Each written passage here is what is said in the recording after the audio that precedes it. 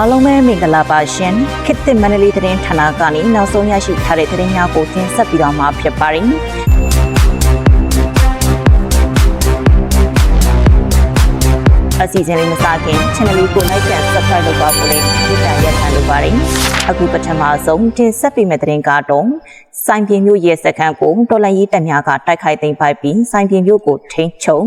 စစ်တပ်ဘက်မှစစ်တပ်ဦးတည်ဆုံးပြီးလက်နက်ခဲယမ်းများသိမ်းဆည်းရရှိကဒဏ်ရာရထားသောတပ်ဖွဲ့ဝင်များနှင့်မိသားစုဝင်များကိုထားရက်ခါလူရဲအုပ်ဝင်းစော်အောင်ကိုလူယုံထွက်ပြေးတဲ့ဆိုတဲ့သတင်းကိုတင်ဆက်ပေးသွားမှာဖြစ်ပါတယ်။စကိုင်းတိုင်းဒီပဲရင်မြို့နယ်တွင်ရှိစိုင်းပြင်းမြို့နယ်နေမြေရဲစခန်းကိုပြည်သူ့ကာကွယ်ရေးတပ်မတော် PDF တပ်ဖွဲ့များကတိုက်ခိုက်သိမ်းပိုက်နိုင်ခဲ့ပြီးစစ်ကောင်စီဘက်မှစစ်တပ်ဦးတည်ဆုံးကလက်နက်ခဲယမ်းများသိမ်းဆည်းရရှိခဲ့ကြောင်းအမှတ်1ရွှေဘိုခရိုင်စစ်ဌာနကသတင်းထုတ်ပြန်ပါတယ်။မေလ14ရက်နေ့အမှတ်1ရွှေဘိုခရိုင်စစ်ဌာနချုပ်ကပြည်သူလူထုကိုကာကွယ်စောင့်ရှောက်ရန်နှင့်လုံခြုံရေးအာမခံချက်ပေးနိုင်ရန်အတွက် Operation OTT စစ်ဆင်ရေးဖြင့်ဒီပဲရင်မြို့နယ်စိုင်းပြင်းမြို့နယ်နေမြေရဲစခန်းကိုစစ်တီအင်အား60ဦးဖြင့်လက်ဦးမှုရယူကစတင်တိုက်ခိုက်ခဲ့ကြောင်းထို့နောက်မေလ16ရက်နေ့နနက်9:10မိနစ်အချိန်တွင်အဆိုပါရဲစခန်းတစ်ခုလုံးကိုအပိသက်တိုက်ခိုက်သိမ်းပိုက်နိုင်ခဲ့ကြောင်းသိရပါတယ်။တိုက်ပွဲဖြစ်ပွားစဉ်တွင်စစ်ကောင်စီဘက်မှစစ်တပ်ဦးတည်ဆုံခဲ့ပြီး၎င်းတို့ထံမှလက်နက်ခဲယမ်းအမြောက်များကိုလည်းတော်လှန်ရေးပူးပေါင်းတပ်ဖွဲ့များကသိမ်းဆည်းရမိခဲ့ကြောင်းထို့ပြင်တိုက်ပွဲဖြစ်ပွားနေချိန်တွင်စစ်ကောင်စီဘက်မှစခန်းမှုဖြစ်သူဒူရဲအုပ်ဝင်းစော်အောင်က၎င်း၏ကိုကဲမှုအောက်ရှိ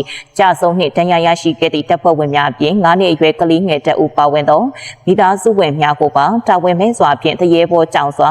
စွန့်ပစ်ထားခဲ့ပြီးကိုလိုယုံထွက်ပြီးတိမ်းရှောင်သွားခဲ့ကြောင်းသိရပါတယ်။စစ်ခွေးတည်စင်ကထပ်တိုးတည်ဆုံးတာမျိုးထပ်တိုးစရာမရှိတော့ပါဘူးကျွန်တော်တို့ကသူတို့မိသားစုဝင်တွေနဲ့ဒဏ်ရာရထားတဲ့တပ်သားတွေကိုကောင်းကောင်းစောင့်ရှောက်ထားပါတယ်ပြင်းထန်ဒဏ်ရာရရှိထားသူတွေတောင်အခုဆိုအသက်ဘေးအန္တရာယ်ကနေကင်းလွတ်ပါပြီအောင်မြင်မှုကိုမြင်ရင်အဲ့ဒီနောက်ွယ်ကပေးဆက်ရမှုတွေကိုသတိရကြမှာပါဟုအမှတ်1ရွှေဘိုခရိုင်စစ်ဌာနပြည်သူ့ကာကွယ်ရေးတပ်မတော်မှတာဝန်ရှိသူကပြောဆိုပါတယ်လက်ရှိအချိန်တွင်တော်လှန်ရေးပူးပေါင်းတပ်ဖွဲ့များသည့်အကြမ်းဖက်စစ်တပ်ထိုင်းချတပ်ဆွဲထားသည့်အဆိုပါတပ်စခန်းစောက်များနှင့်ခန်းစစ်ကုန်းများကိုအပိအပိုင်းရှင်းလင်းဖျက်ဆီးခဲ့ပြီးနောက်မိမိတို့တပ်များကိုစနစ်တကျပြန်လည်ဆုတ်ခွာခဲ့ကြောင်းသိရပါတယ်။စိုင်းပြင်းမြို့မှာကအဓိကအဲ့ဒီနေမြေရဲစခန်းကိုအဓိကစစ်စခန်းအဖြစ်သုံးပြီးသူတို့ကနေကြတာနေမြေရဲစခန်းကိုရှာတာကစိုင်းပြင်းမြို့ကိုထိန်းချုပ်လိုက်နိုင်တာပါ။စိုင်းပြင်းကအရင်ကရွာကြီးနောက်ပိုင်းတော့မြို့တတ်မှတ်တာစခန်းသိမ်းလိုက်တဲ့ကမြို့ကိုထိန်းချုပ်လိုက်တာဒေသခံပြည်သူအလုံးသိကြတယ်။လေရင်နဲ့ပုံကျဲတာမှာကြောက်လို့အလုံးကအတန်တိတ်ပြီးလုံးစရာရှိတာလှုပ်သွားကြတာဟုတော်လှန်ရေးသတင်းရင်းမြစ်ကပြောဆိုပါတယ်အမတ်1ရွှေဘိုခရိုင်စစ်ဌာနချုပ်၏ထုတ်ပြန်ချက်တွင်ယခုစစ်စင်ရေးအောင်ပွဲသည်ကြီးလက်နက်ခဲယမ်းများ၏စွမ်းပကားကြောင့်သာမဟုတ်ပေပြည်သူလူထု၏စစ်ရေးလုံခြုံရေးတတိရှိစွာဖြင့်ပူးပေါင်းပါဝင်မှုစစ်သည်များ၏တာဝန်သိမှုနှင့်ရဲဝံ့စွန့်စားမှုတို့ကြောင့်ဖြစ်ကြောင်းထုတ်ပြန်ထားပါသည်။စကိုင်းတိုင်းဒီပဲရင်မြို့နယ်တွင်စစ်တပ်ကမြို့နယ်ဧရိယာအနှဲငယ်ကိုသာစိုးမိုးနိုင်ပြီးမြို့နယ်တစ်ခုလုံးကိုတော်လှန်ရေးတပ်များကစိုးမိုးထားခြင်းဖြစ်ပါသည်။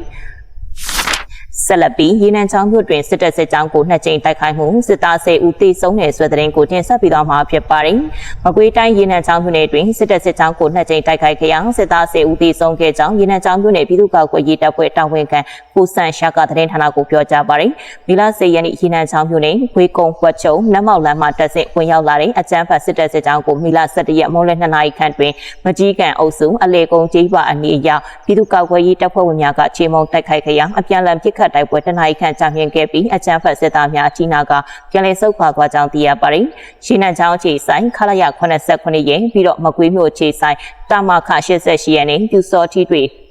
ပေါင်းတဲ့အဖွဲပေါင်းခမန်းအင်အားက80လောက်ပဲရှိတယ်ပထမချိန်တိုက်ပွဲဖြစ်ပြီးတဲ့ချိန်မှာရေနံချောင်းကိုတိုက်ရိုက်ဆုတ်သွားတာမဟုတ်ဘူးဂွေကုန်းဝက်ချုံနတ်မောက်လမ်းမှာရှိတဲ့ဂွေကုန်းဂိတ်ကိုပဲပြန်ဆုတ်ပြီးတော့အဲ့ဒီမှာညစာစားတောက်ပြီးစနစ်တကျပြန်စုဖွဲ့ပြီးတော့14ရက်နေ့မှာပြန်လည်ထိုးဝင်လာတာဖြစ်တယ်ပြန်လည်ထိုးဝင်လာတဲ့ချိန်မှာလေပြည်သူတွေကိုလမ်းပြခေါ်ထားတော့ရှိတယ်လမ်းပြတွေကိုတစုံတရာလှုပ်သွားတာမျိုးတော့မရှိဘူးသူတို့လိုရခရီးရောက်တဲ့ချိန်မှာပြန်လွှတ်လိုက်တာရှိတယ်သို့တော်လည်းပြန်ဆုတ်သွားတဲ့ချိန်မှာတော့ကျွဲပုတ်ကြီးပါကအဖြစ်မဲ့ပြည်သူတအုပ်ရဲ့နေအိမ်ကိုဖျက်ဆီးသွားတာရှိတယ်ရှင်းနံချောင်းမြို့နယ်ပြည်သူ့ကာကွယ်ရေးတပ်ဖွဲ့တာဝန်ခံကိုစံရှာကသတင်းဌာနကိုပြောကြားပါတယ်။ထို့နောက်မေလ14ရက်ညနေ3နာရီခန့်တွင်ရေနံချောင်းမြို့နယ်ကုန်းအိုင်ဖောင်းကွယ်ရွှေကျင်ကန်ယူအတိုင်းမကြီးကန်အုပ်စ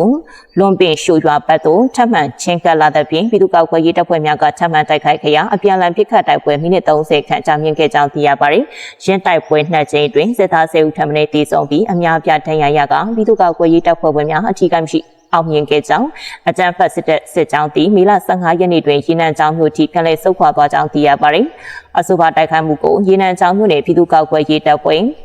ပ YNGPDF မကွေးတိုင်းပါခါပါအထူးရွှေရစစ်ကြောင်းရှင်းနာခေါ်လန်ပြည်သူ့ကောက်ွယ်ရေးတပ်မတော်မကွေးခရိုင်စစ်ဌာနဂျုံတပ်ဖွဲ့နဲ့မကွေးမြို့နယ်ပြည်သူ့ကောက်ွယ်ရေးတပ်ဖွဲ့တို့ပူးပေါင်းကတိုက်ခိုက်ခဲ့ခြင်းဖြစ်ကြောင်းသိရပါတယ်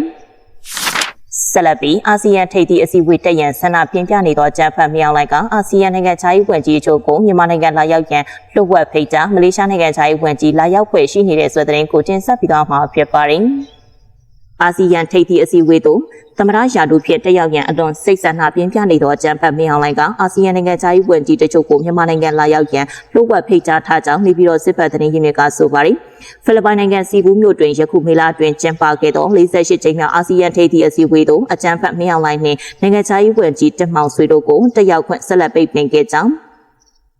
ရှင်းတို့ပိတ်ပင်ခံရပြီးနောက်စစ်တပ်ကလာမယ့်နိုဝင်ဘာလအတွင်းဖိလစ်ပိုင်နိုင်ငံမနီလာမြို့တွင်ထပ်မံပြုလုပ်မယ့်အာဆီယံထိပ်သီးအစည်းအဝေးသို့တက်ရောက်ခွင့်ရရှိရေးအတွက်အာဆီယံနိုင်ငံခြားရေးဝန်ကြီးတို့ကိုနေပြည်တော်သို့လာရောက်ညှိနှိုင်းမှုများဆောင်ရွက်နိုင်ရေးဖိတ်ခေါ်လျက်ရှိကြောင်းသိရပါတယ်။အာဆီယံနိုင်ငံခြားရေးဝန်ကြီးတွေကိုနေပြည်တော်လာဖို့လိုက်ဖိတ်နေတာရှိတယ်။မလေးရှားနိုင်ငံခြားရေးဝန်ကြီးလည်းနေပြည်တော်လာမယ်ဒီဘက်ကလှုပ်ဝက်ဖိတ်နေတာဖို့နေပြည်တော်စစ်ဘက်သတင်းရင်းမြစ်ကပြောဆိုပါတယ်။အာဆီယံဘက်ကမြန်မာရေးဖြည့်ရှင်းရန်ဘုံသဘောတူညီချက်၅ချက်ကိုအကောင့်ထဲပေါ်ရန်နိုင်ငံတော်၏အတိုင်းပင်ခံပုဂ္ဂိုလ်တော်အောင်ဆန်းစုကြည်ကိုတွေ့ခွင့်ပြုရေးတောင်းဆိုထားပါတယ်။အကြံဖတ်မြောင်လိုင်းနဲ့စစ်ကောင်ဆောင်များအာဆီယံထိပ်သီးအစည်းအဝေးတက်ခွင့်မရသောကြောင့်အာဆီယံနိုင်ငံအချို့ကမြန်မာနိုင်ငံ၏ပြည်တွင်းရေးကိုဝင်ရောက်ဆွတ်ဖက်နေဟုအကြံဖတ်စစ်တပ်ကမီလာ10ရက်နေ့တွင်ကြေညာချက်ထုတ်ပြန်ခဲ့ပါတယ်။အကြံဖတ်စစ်တပ်ကြေညာချက်တွင်၎င်းတို့သည်ပြည်သူများရွေးချယ်သည့်အစိုးရတရက်ဖြစ်ကြောင်း2020ပြည့်နှစ်ရွေးကောက်ပွဲတွင်အာဏာရအစိုးရကမင်းမတမာမှု17တန်းကျော်ပြုလုပ်ခဲ့တဲ့ဖြင့်ဥပဒေနဲ့အညီအရေးယူခဲ့ရခြင်းဖြစ်ပြီးအဂတိကျူးလွန်သူများကိုလည်းတရားရုံးကပြစ်ဒဏ်စီရင်ခဲ့ပြီးဖြစ်ကြောင်း